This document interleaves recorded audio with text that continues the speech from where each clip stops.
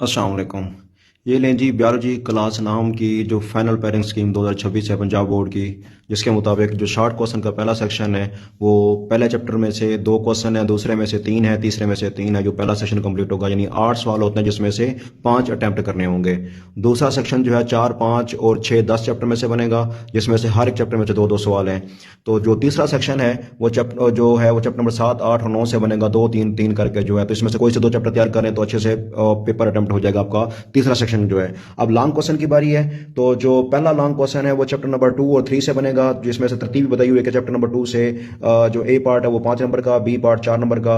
जो तीसरा next question होगा लॉन्ग का, उसमें से चैप्टर नंबर 6 और 7 में से तरतीब दी हुई है ए और बी की, और 5 और 4 नंबर के हिसाब से। और नेक्स्ट जो क्वेश्चन होगा थर्ड होगा चैप्टर नंबर 9 और 10 से बनेगा, 4 और 5 की डिवाइडिंग जैसे बताई हुई है। तो इस तरतीब से स्मार्ट तरीके से रहते हुए आप पेपर की तैयारी करें और कम मेहनत के साथ फुल नंबर हासिल करें, और दुआओं में मुझे याद रखें। जज़ाकल्लाह, अल्लाह हाफ़िज़।